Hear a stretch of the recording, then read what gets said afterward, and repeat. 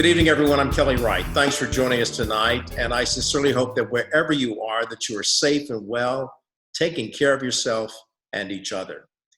Here are my opening observations. Where do we go from here? That's the question that is now being asked all over the country. Where do we go from here? One day after the burial of George Floyd, and yet seared into our memory and to our conscious, into our focus is Ahmaud Arbery, Breonna Taylor, George Floyd, and countless of other Black men and women who have been taken away from this life because of racial injustice. So where do we go from here? Community or chaos? Are we going to establish a beloved community, or will we spiral out of control and downward into chaos? Because beyond all the peaceful protesting, we must now get to a place where we have painful conversations about the reality of racism. Let me read another quote to you from Dr. Martin Luther King Jr. to illustrate my point. The problems of racial injustice, he said, and economic injustice cannot be solved without a radical redistribution of political and economic power. So again, I ask, where do we go from here? And those are my opening observations. So starting off the program tonight, we're going to go to Sacramento, California, where I'm joined by attorney Mark Harris, and he is a member of the Ben Crump law firm. And of course, Ben Crump, as many of you know, represents the family of George Floyd. And Mark, the whole world was watching yesterday as the world bid its final farewell to George Floyd there at the Fountain of Praise Church in Houston, Texas. His family in particular, and the speakers, including the Reverend Al Sharpton, making a lot of statements about, this is a final farewell, but it is not, a goodbye to the fact that justice still has to be rendered in the George Floyd case. Have you and Ben Crump had an occasion to talk about this, about moving this case forward? We have. We spoke as recently as yesterday. As you can imagine, Attorney Crump was exhausted after services, first in Minneapolis, Minnesota, the memorial there, the lying in state in the service in North Carolina, where Mr. Floyd spent a lot of his formative years. And then, of course, the actual burial and service yesterday in Houston, Texas. And Mr. Crump was with the Floyd family throughout all of that. So he was exhausted. No one could match the exhaustion the Floyd family has felt, but Attorney Crump was very, very tired after his several days with the Floyd family. We did have a chance to talk, though, and honestly, and I think your viewers can appreciate this as you can, Kelly, in some ways we're reinvigorated. In some ways I woke up this morning feeling better than I have in almost 2 weeks now, because now it's time to get to the hard work ahead of us. So myself, my colleagues, and others around the country of like mind are really doubling down on our efforts now to move forward in the name of Mr. George Floyd and all the other victims of police violence.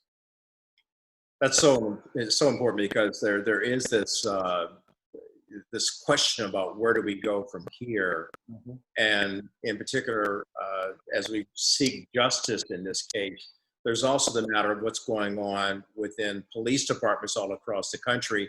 As you know, many protesters have been shouting defund police departments, or at least change the way they police their communities. What's happening on that front, and is the Ben Crump law firm dealing with that issue as well? We are. I've been assigned by the firm to have two primary roles in this effort going forward. Number one, we're gathering cases of people who gathered to peacefully protest and were engaged in interactions with law enforcement in which there was inappropriate non-lethal force used by law enforcement. We have a case in Long Beach, California, where a person was shot in the eye. Their orbital socket, their eye socket exploded with a rubber bullet, shot at point blank range. We have another case in Sacramento, California, where a young man, just 18 years old, was shot in the face, bleeding profusely. It shattered his jaw. He had to have it surgically repaired. So we're going to move those cases forward so that we prevent the next death as the ultimate result of interaction with law enforcement. We have to take law enforcement where they are. And right now, where they are is exerting unnecessary, non-lethal force against protesters. So that's one step. The second step is here in Sacramento, some colleagues and myself formed the Law Enforcement Accountability Directive, which is a nonprofit that goes by the acronym LEAD, L-E-A-D. And what we've been doing since the time that a gentleman here by the name of Joseph Mann was killed by police almost 5 years ago has been working with the city council, working with the state legislature in the state capital here of Sacramento, California, to bring about substantive changes going forward. And those efforts will redouble on my personal part and on the part of the Ben Crump Law Firm. You're watching The Kelly Wright Show. We'll be back with much more after the break.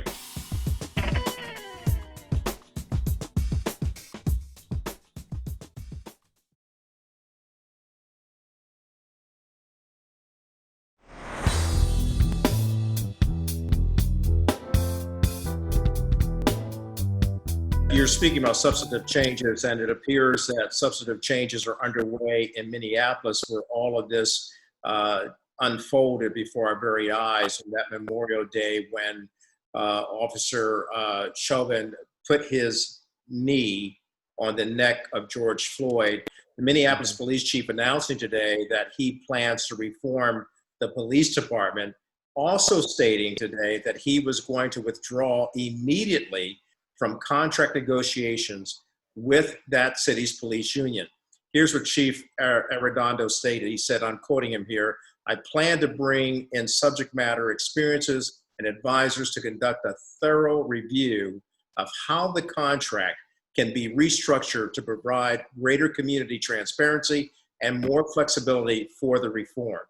Now, having stated that, is he dismantling the police union so that police unions cannot interfere with egregious and outrageous cases like we've seen in the death of George Floyd? Fortunately or unfortunately, the same Constitution that should be protecting our rights also serves to protect the rights of police officers and police unions. Any of us who are committed to the oath that we took to be a part of this legal process respect that. However, the police unions have more than the authority that they're warranted under the circumstances that they've come into existence. They came into existence to represent the police officers' interests relative to labor negotiations. That is an appropriate role for them to play, but they've morphed into something that has been, if you will, a club, a stick that has been held over elected officials' heads, both in Washington, D.C. and throughout this country. So if you go afoul of police unions, you typically had a very short political career, because they were able to put tremendous amounts of money together, put that money into campaigns, use that money to influence district attorneys throughout the country who are generally elected officials and looking for campaign contributions from organizations like police unions.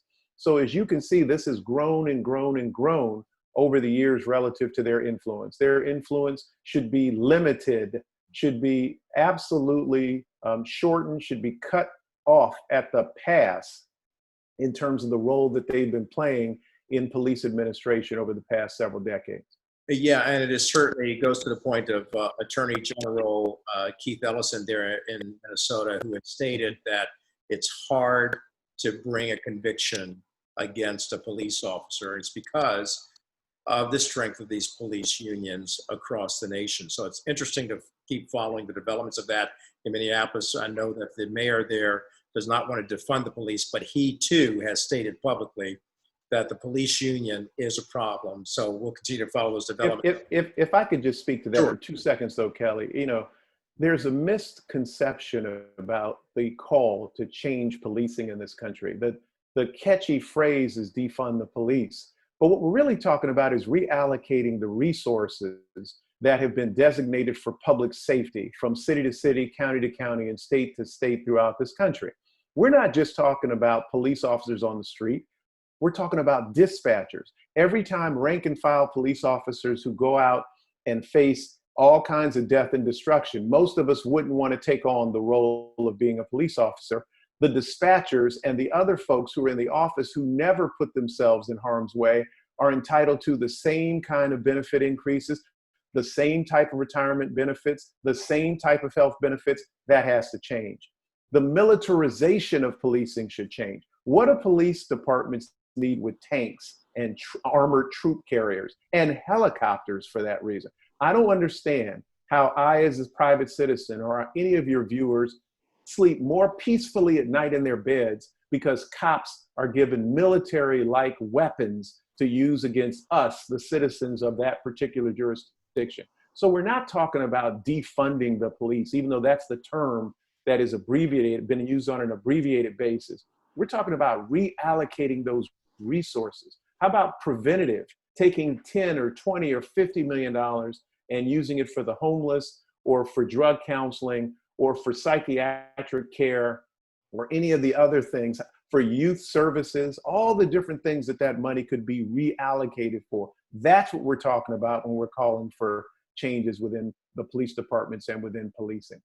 Very good point indeed. I'm talking to Attorney Mark Harris. When we return, Mark will put on his other hat, which is an economist, and we'll talk about money matters in terms of how it relates to what we're going through in Black America to move forward so that we can get rid of all of the disparities, including the economic disparities. Back with more after this.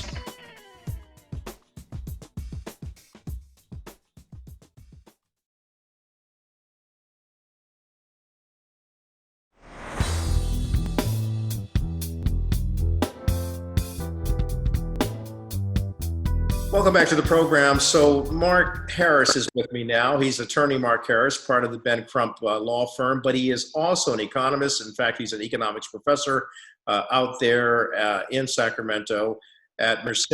And Mark, you were talking to the problem of how do we move forward in this racially charged climate where people are out protesting, saying they want to dispense with racial injustice. And one of the areas where we find racial injustice is in our very own economy. First, last, and always, money is at the root. You know, you and I, being the Christians that we are, understand that money has been designated as the root of all evil. In fact, the pursuit or the love of money, not money, but the pursuit and the love of money has been at the root of a lot of problems throughout all history. But what we're facing in this time is a real pandemic relative to the African American community. There have been a tremendous amount of articles written, and I'm going to share some of those with your viewers, Kelly. I'm so happy that you've given me a chance to have a segment on your show designated as Money Matters. That's what we're talking about, how money matters. We want people to keep their mind on their money and their money on their mind. And one of the impediments to that is being intimidated by the language. What does it mean to have a put or a call? What's a commodity? What are oil and gas futures really all about? All of these terms are terms that tend to prevent African American families from being able to put together the resources that can lead to multi-generational wealth and independence.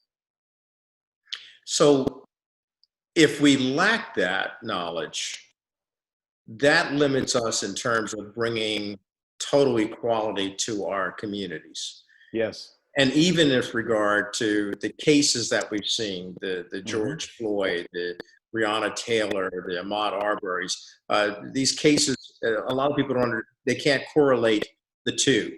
Yes. And yet they're interchangeable, are they not? That we do have, if we have financial power, that's what my point is, we would not, it would probably limit the number of cases that we've seen in our communities. It absolutely would. We know from the coronavirus and through what is happening with police violence, a couple of statistics.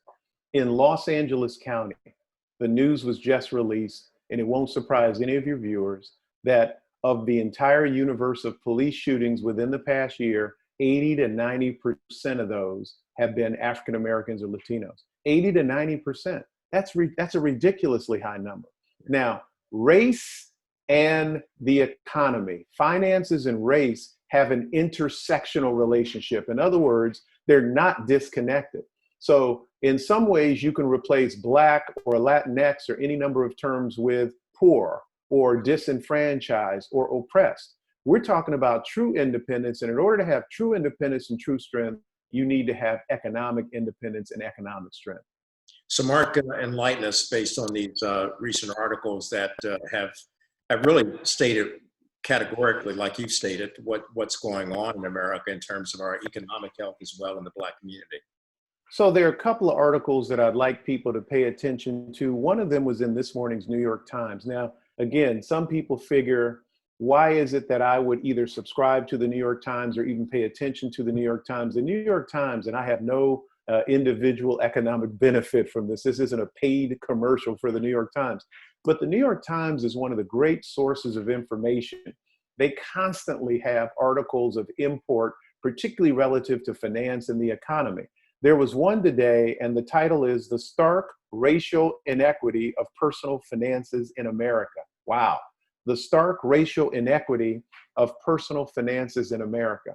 That article points out everything you said, Kelly, that we have a pandemic of institutional problems. We have schools that are deficient.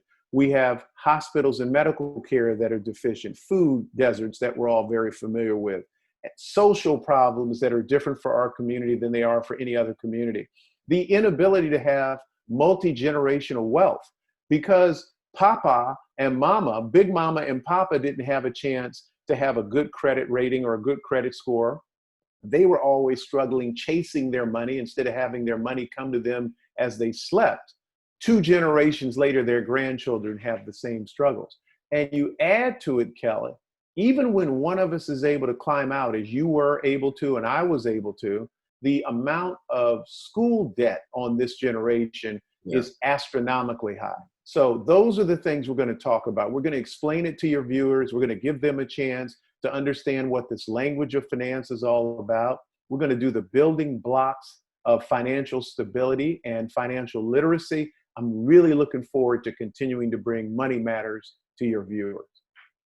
Well, we definitely want to do that. So we've got to wait another week to do that, but let's keep doing it and educate our community about how we can grow financially, because that's going to give us the economic power and lift that we need to deal with cases. Again, reminding everybody, George Floyd, Ahmaud Arbery, Breonna Taylor, these cases should have never happened, the other cases in the past.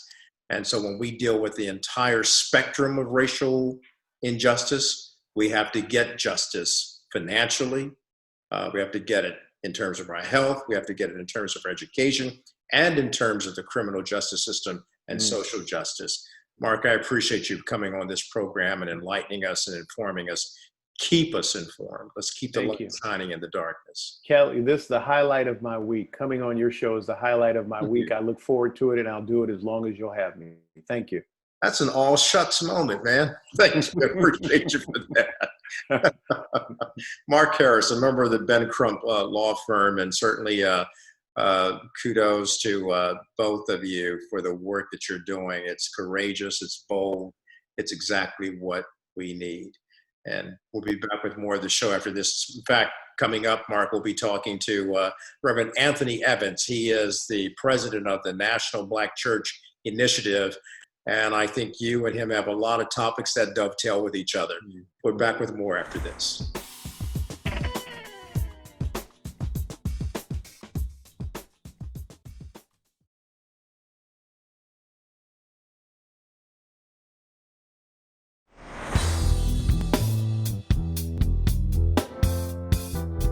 Joining me now is the Reverend Anthony Evans. He is the president of the National Black Church Initiative.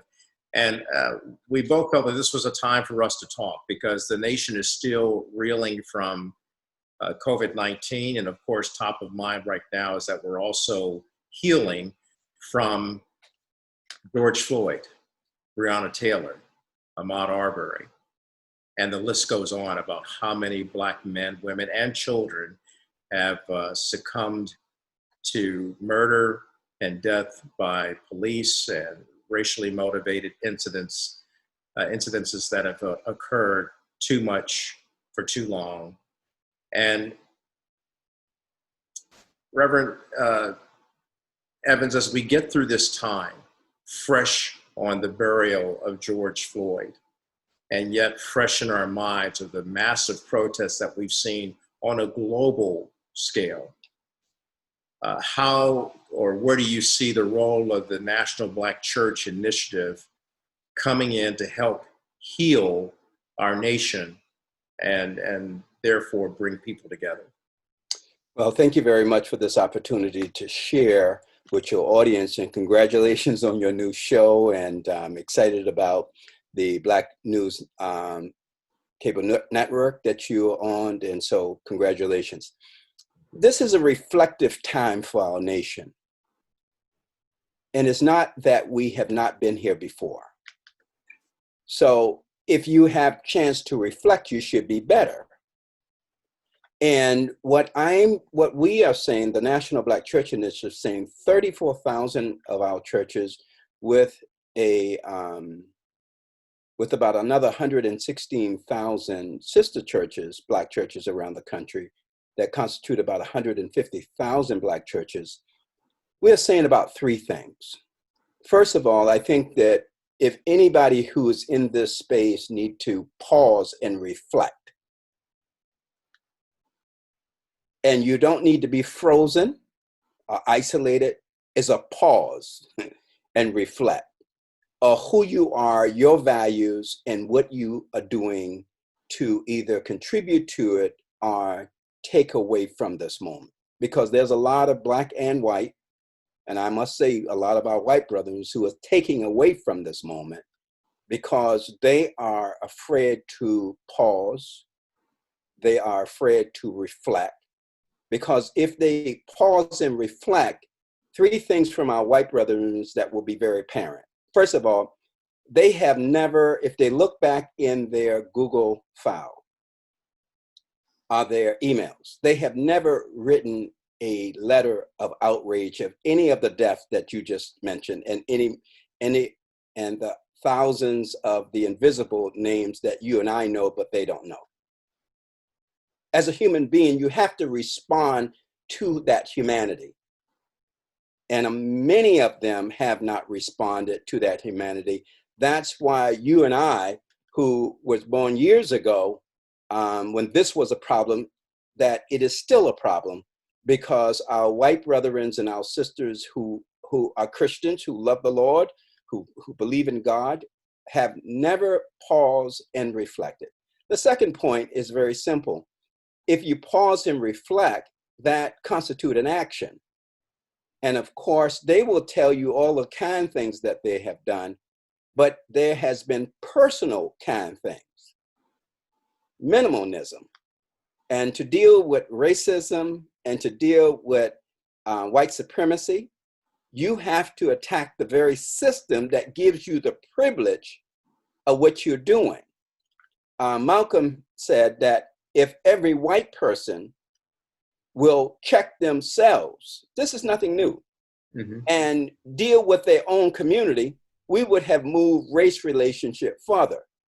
And the third thing is that, of course, Martin King, and way before Martin King, but Martin King being the historic icon, said that our white brothers and sisters need to join in tangible Christian act of reconciliation. Tangible Christian act of reconciliation. And so I think that right now that we're going to do it again, Kelly. I mean, I'm tired, personally. I'm tired of doing this, but we're going to do it again. We're going to help those who are not human to be human. We're going to help those who say that they're Christian to materialize their Christianity and the ethics and teachings of Jesus in their lives. And what we're going to do is work with corporations. We're going to work with government. Matter of fact, I just asked for a meeting, and I'll talk to you a little bit more about that, with Attorney General Barr, because I want to tell him how to go about this. I've literally become an expert in race relationship in America, not because I set out to do that. It's because of the circumstances that has placed me, the National Black Church Initiative, and the Black Church at this hour. And so we need to have realistic conversations. And more so, we need to have realistic projects. So don't tell me about Black housing, like Wells Fargo, who stole all that money from our community.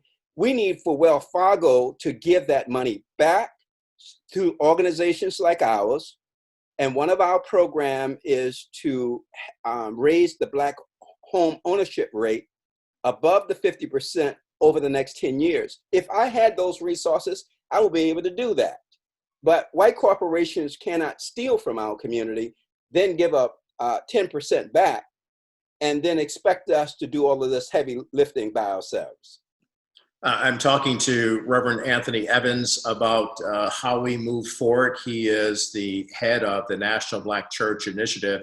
When we return, we will talk about what he's going to be talking to Attorney General William Barr about, and we'll also talk about what does white America have to do to bring everybody together to this table of brotherhood for the good of all. We'll be back in just a moment.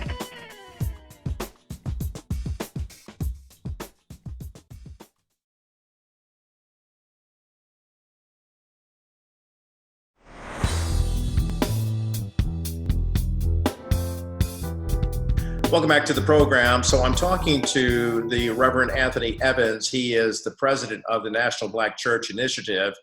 And we were talking in the previous segment about the lack of action from white America as it pertains to getting rid of racial injustice once and for all. Yet on this program, we have seen and shown whites visibly out in droves protesting and demanding justice for George Floyd, Breonna Taylor, Ahmaud Arbery, because they too now, at least a growing number of them, are saying to people, enough is enough. We must, the word is eracism, eradicate hate.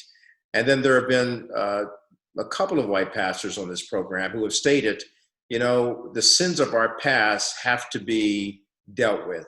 We have to get on board and share in this Black experience. So having said that and seen that with my own two eyes and hearing it out of the lips of men like Scott Hagan, the president of North Central University there in Minneapolis, who went so far as to lay down what I call a glorious gauntlet to universities across the country in initiating the George Floyd Scholarship Fund. As a result of that, some colleges like Yale University are now doing that. But we see that there's still a systemic problem. And so my point is, do we do this together, as you were indicating earlier? And do we challenge more whites to get actively engaged in caring for Black Lives Matter? Well, If they could care for Black Lives Matter, it's really because of their lives must matter. If our lives doesn't matter, their lives doesn't matter. So on a philosophical and theological point, that is just a basic point. And that's what I was saying, teaching whites to be human again. Mm-hmm. How can you not be human when you have to respond like you're doing now? I try to work about solutions to problems. I don't like to talk about them. We've been talking way too long about these problems. One of the clear solution to our problem is, for instance, is that for white universities and colleges, I really think that they have gotten it right over the years.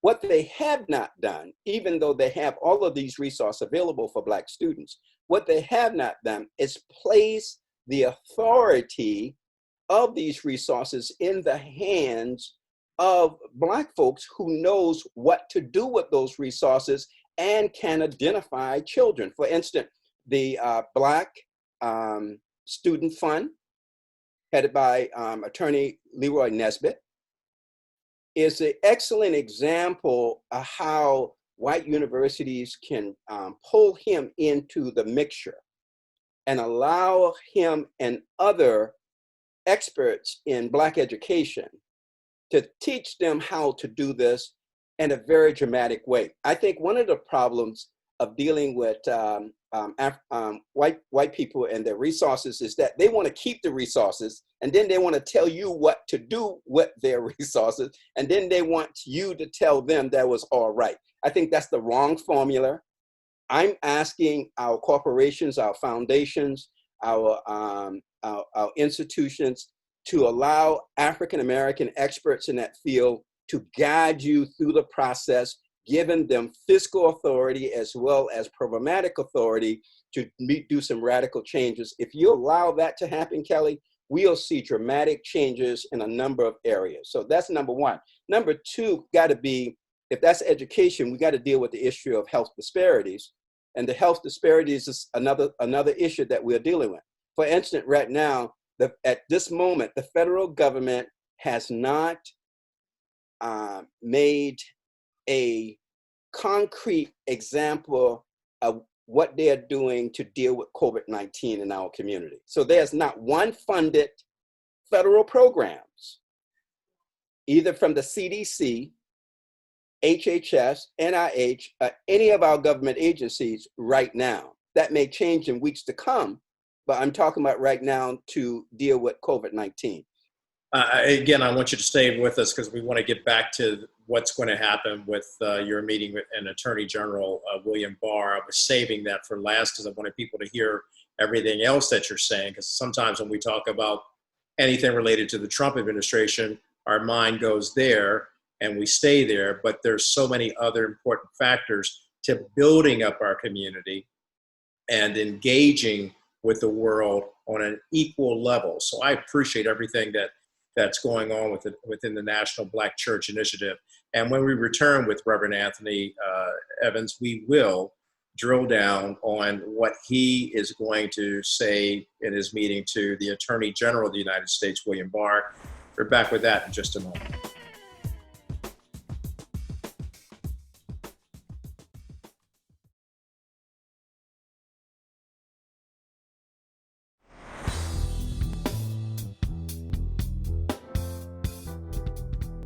And welcome back to the program. I'm having a really delightful conversation with Reverend Anthony Evans. He is the president of the National Black Church Initiative. And many of the people, Reverend Evans, who follow the Black Church see it as this monolithic, invisible empire, if you will. But you just shown us that you're not, that you really are out there on the ground as mediators to quell disturbances during peaceful protests, to make sure that those protests remain peaceful, and thereby no one in the federal government or white America or any other American can throw rocks at the peaceful protesters who are saying, we're out here doing the right thing. Don't denigrate us by trying to disrupt us with violence. We're here for justice. We're here for racial reconciliation. We're here for moving America forward. And we've seen the whole world protest as a result of that. But to our earlier discussion, you were saying that you have a meeting coming up with the Attorney General, William Barr. Absolutely. We have requested a meeting with Attorney General William Barr. We have requested that meeting for several reasons. Number one, I think that I'm the only organization who actually wrote a press release supporting Barr to become the Attorney General.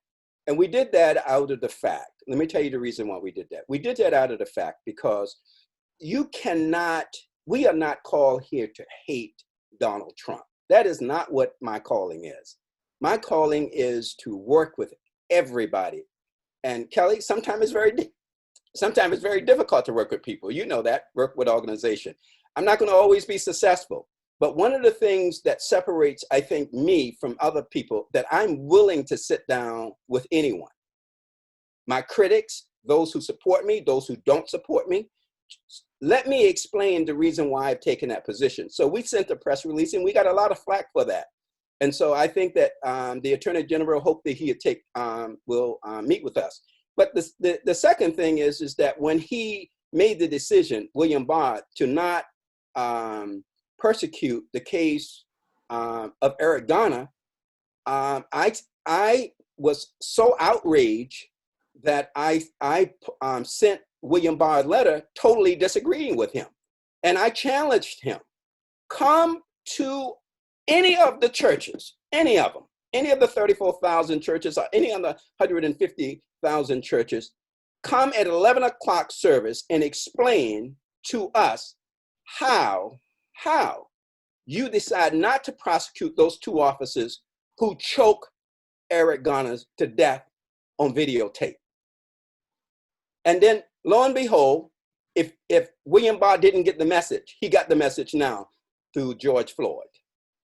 So I need to meet with the Attorney General. I think that we can have a constructive relationship. I know what's going on in police training and community policing. I certainly want to carry our good friend, and even though I disagree with them sometime as well, the National Organization of Black Law Enforcement Executive, I like to carry a representative with me there. I certainly like to carry a representative with from the NAACP Defense Fund, Ms. Eiffel, so that we can really sit down and drill down about 10 points that we can work together to improve law enforcement and how they interact with humanity in general. Because when they push down that 75-year-old white guy in Buffalo and bust his head, and the fact that they will walk past him and give him no assistance, then we have a problem with the basic point of humanity. So my job is to teach people how to respond to each other on a human basis, and using the best tools that have ever been invented, and that is the ethics and teachings of Jesus. But there's so much. I've enjoyed this conversation that I've had with you. We'll have to revisit to follow up on what happens with you and Attorney General William Barr. And you're right. We do have to have dialogue with all sides of the matter so that we can really change the course of what we've been going through. Reverend Anthony Evans, President of the National Black Church Initiative, you're always welcome on this program, sir. Thank you. Thank you very much.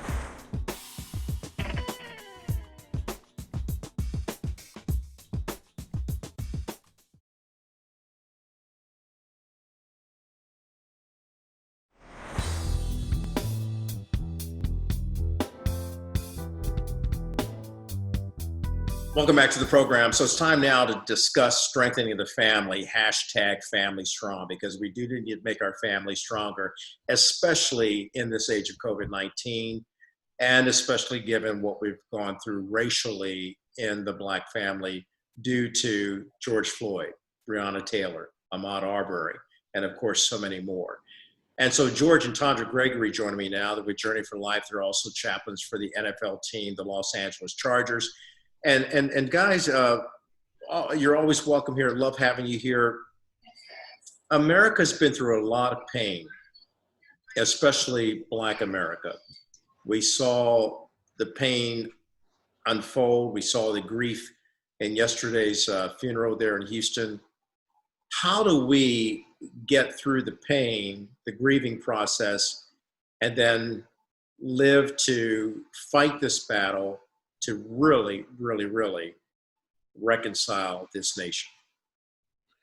Yeah, well, it's always a pleasure to be on with you, Kelly. We love your heart. We love your show. We love everything you stand for. So when it comes to strengthening the family and what we see on our TVs and media, one is we got to recognize that offenses are going to come, right? People are going to offend you, whether you're in close proximity due to COVID-19 or whether you don't agree with what an employer does or you don't agree with what an entity does. We're obviously going to have moments where we don't agree, but the question is when we don't agree or when there's an offense, how do we come together and reason together? Mm-hmm. Yes, so that's why over communication is very important, and just trying to find that agreement. So being able to share what your expectations are or what your needs are is a way to kind of negotiate to a place where you can say, okay, I feel heard, I feel understood, or whatever you're needing in those moments, whether it be with your family members, just over communicating, how you're being impacted, and find that middle ground. Also, when we do this this prevents landmines, right? Where we don't know that we're stepping into something that is going to blow us up, right? So that's why over communication and finding agreement is very, very key into navigating your pain, is making sure that you're talking to one another. Yeah, one of the things that Tondra just mentioned, but I don't want to gloss over it, not to say she was meaning to gloss over it, but they're in families and in just life, when an offense comes, sometimes people feel as though, hey, let's just move on, right? Like, so I'm sorry. Oh, didn't I say I'm sorry? Yeah. And yet the other person doesn't feel heard or doesn't feel valued or feel like that the entity or the person is trying to just get to a quick resolution as opposed to being heard. I think what America is going through, quite like many families and us on a personal level, is the ability to hear, the ability to sit with, the ability to listen, the ability to say, wow, I never heard that, or I never knew that's what you were going through. And I find this is that whenever as a dad, I can acknowledge that, it helps me to have better standing with my kids when they understand that although something I said might have offended them, when I let them know that my heart is never to offend you, my heart is to protect you, to provide for you, to be there for you. But when I listen to them, not as dad, that's I'm right, but as dad, as, hey, let me listen to your hurt or how I didn't hear you, and let me go back and repair that breach. That's powerful, guys. Good advice. And I was smiling because that word humility, oh my God, how we need it from the White House to my house to everybody's house. Yes. Humility goes a long way in exemplifying what true love for God and our fellow man and each other really means. George and Tondra Gregory joining me here tonight, and appreciate you guys so much as always as we continue to head up our campaign of strengthening the family. Yeah. God bless you. Thank you. All right, we're back with more after this.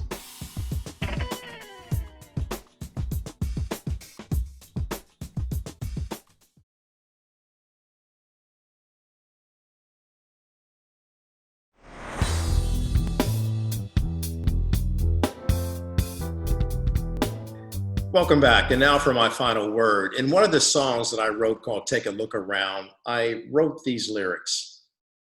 Take a look around, tell me what you see. I see a world filled with race and bigotry. Take a look around and tell me what you see. I see a world filled with hate and hostility. The point is this: we can get beyond this racial issue if we are bold enough and courageous enough and loving enough to have a seat at the table of brotherhood and come together for our common good. I've said it repeatedly, and I'll say it again and again. We must get to a place of community, a beloved community, and not chaos. Therefore, I hope that we've all been righted, ignited, and united to not spread fear, not spread despair, but hope, knowledge, and love, freedom, and peace. Good night.